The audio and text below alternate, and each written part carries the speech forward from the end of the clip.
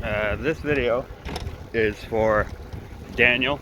I just want to say that I'm very grateful for the time you've put in to try to understand not just IPEC Goat 2, but the predicament that we find ourselves in, this reality.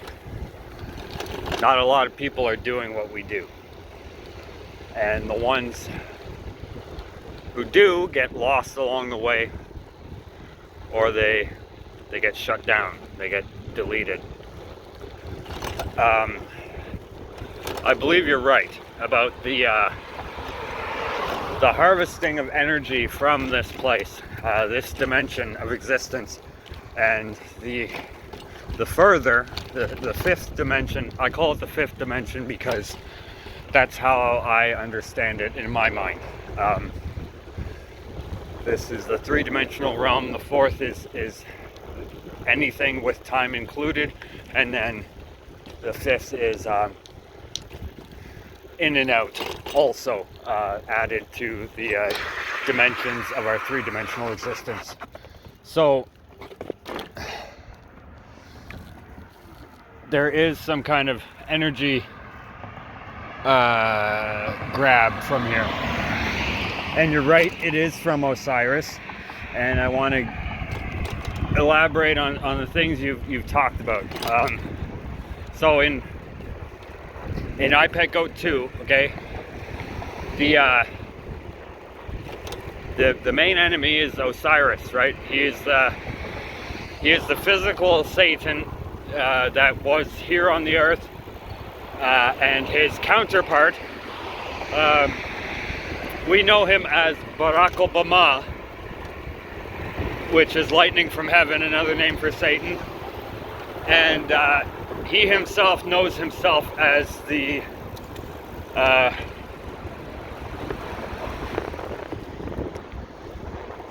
composite self of the Pharaoh Zeus. So regardless of what his actual name is, when you listen to that person speaking in reverse, he refers to himself as the Pharaoh Zeus. Now, it's very close to, Greek mythology, and very close to the word Jesus. Okay? It is very convenient that Satan used this name to describe himself in reverse. Now, okay, in IPEC Goat 2, you see the boy, and he's affected by Osiris. Greatly affected, right? It's controlling his mind in that it's making him not just use drugs, but he's on a path of self-destruction. And, that old fairy tale or whatever, Humpty Dumpty sat on a wall. Right, sitting on a wall is like not giving a decision. Humpty Dumpty sat on a wall. Humpty Dumpty had a great fall. And all the horses and all the king's men couldn't put Humpty back together again.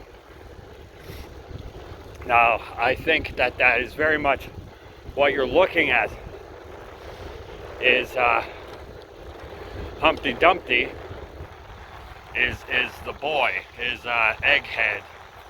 His head is cracked open because he is not a normal man. He is a vessel. He's a shell. That's what it's showing you, that he's a shell. Okay? Yeah, he was born a man and he went through his whole life as a normal human being, but in the greater scheme of things, he is nothing. He is a shell to the thing that's coming. Osiris was in control of this person's mind his whole life, and the change is about to happen. Now, it shows Osiris scurrying away in the wake of Horus, okay? Now, Horus and Jesus are identical. I've went into this before. It's because they have no father. no physical father here on earth. They have the same father, it's God. Just like me. Like I have a birth father, but I guarantee you if you check my DNA, I'm not related to him. And you know, you've seen the AI picture of the Shroud of Turin, right? He looks just like me, and I guarantee you that's why they made Horus look exactly like Jesus in the animation, because we're all the same, for real. We're all the same. Like I've told you before, that the mother of Horus is Isis. Okay, the mother of Jesus is Mary. Right? Like these names are very they matter, right? Like my middle name is Isidore, and it means the gift of Isis. Now, if Isis was a real being, her gift to the world would be Horus, right? Now, there's this goes way deeper than you can imagine. I can't possibly get it out of my mind. I can't. I've tried many times to explain myself, and I know I just sound like a lunatic. So there's another part where you see the hand of God cut through the clouds, right? Enter into our reality and shines his light on the penis of Egghead. That's a representation of the shell, laying down, relaxed, and he has an erection. And in the erection is the thing that is causing him to have the erection. Okay? It's the witchcraft. You could call it witchcraft. There's a witch inside his penis waving a wand, okay? And when God's light hits her, she scurries off just like Osiris did. Okay? And not just that. The blood that was in where she was menstruating dries up. Meaning there is no more attraction to women. Does that come with age of Horus? I don't know. Or does it come in the transfer of energies in Egghead from Osiris to Horus? And that causes the lack of control by women, right? Because it says that the in place of Christ in the Holy Bible will pay no mind to the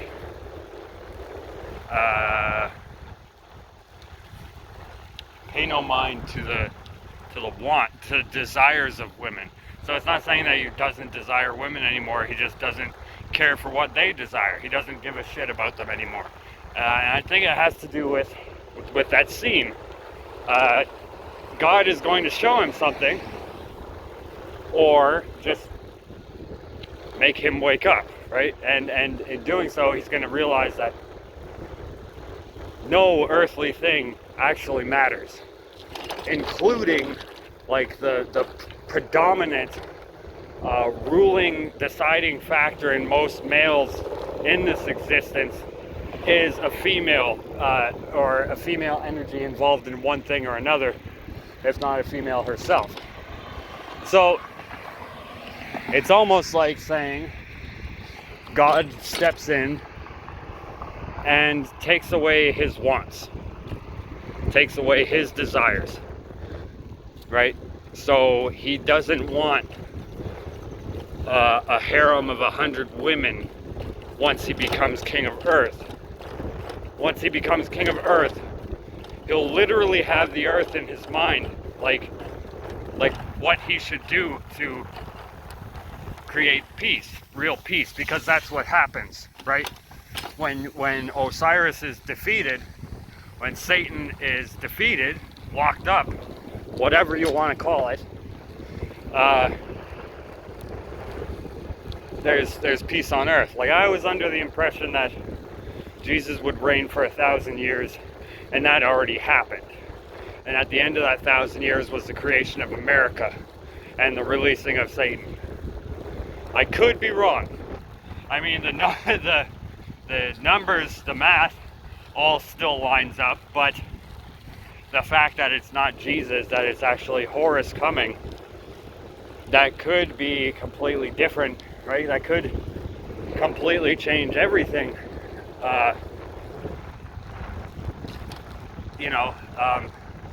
All things in this place are controlled by the controllers in this place, and they are only the controllers of this place because they are controlled by Satan. If you don't know what Satan is yet, it's your enemy. It's the enemy you can't see that is constantly plotting against you, and it's in everyone, and it's in everything, and it's in all electronics, and it will be used against you. If not now, then later. But it's the whole IPEC Goat 2 is showing you the coming king, right? But the overall thing that he does once he's king, it shows you in the beginning of IPEC Goat 2. It shows you that this has been a plan by the ones who control us, right? It's showing you that this is just like the first IPEC Goat, like 9/11. It's an inside job. They know what's going to happen, and they do it anyway, right? The 9/11 was to bring forth Barack Obama from the Pentagram building. The explosion was an opening door. It wasn't a plane. Okay, now what's about to happen is going to be very similar. Like the beginning of IPEC Goat is the end. Not just the end of IPEC Goat 2, but the end of all things. It's the separating of the sheep and the goats. The sheep have already been beheaded. You don't see them. All you see is the goat who has the 666 branded onto his forehead, and he is in his own fucking cage with the barbed wire pointed in, so he can't get out, and he's under mind control, right? And he's been tagged. He's got a fucking bell around his neck. This is not a goat. This is a human being. That's the plan. The plan is to separate the sheep from the goats, kill all the sheep, and brand all the goats with the mark, right? Now you gotta understand what the mark is, right? 666 can mean a lot of things. In my case, it is Satan. The death of my mother brought Satan into my life. That was the third 6. My birthday was January 6th. My father's birthday is January 6th. And in 2021, on January 6th, my mother died. That makes the third 6. That makes me who I am. But the number 666, for everyone else, it literally means ownership. It means ownership over. Okay? Like it's like a word that you stamp on someone. 666. It means I own you. Right? You can't get out of that. You can't get out of it. Can't get out of it. So, Daniel, I know that you are on our side.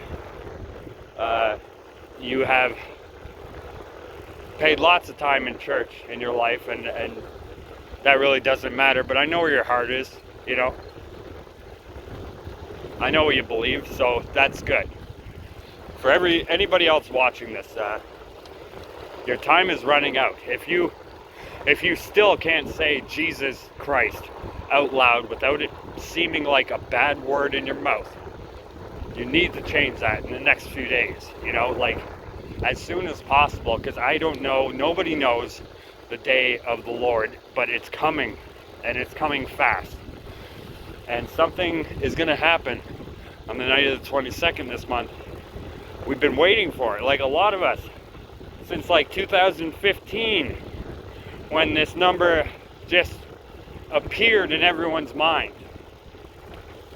September 23rd is the arrival.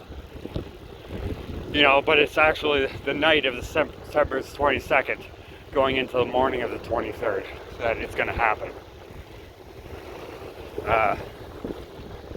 Like, do I know what it is? No. I for the longest time I thought it was some sort of a trick from the aliens, like the Greys, the demonically controlled puppets. I For the longest time I believed that they were going to create a false rapture on this day, and in that will cause many governments around the world to open up their underground highways and cities and start telling people to follow them in. And if this does happen, I want you to know that there is nothing underground that can save you from God. And if you do follow them under there, they're going to clone you and replicate you and murder you over and over and over again, and transfer your consciousness into the new clone and eat you while you're alive over and over again. It's another version of hell. That's hell on earth. For the ones who follow them into the mountains. The ones who are going to pray for the rocks to fall upon them. Yeah, just another warning.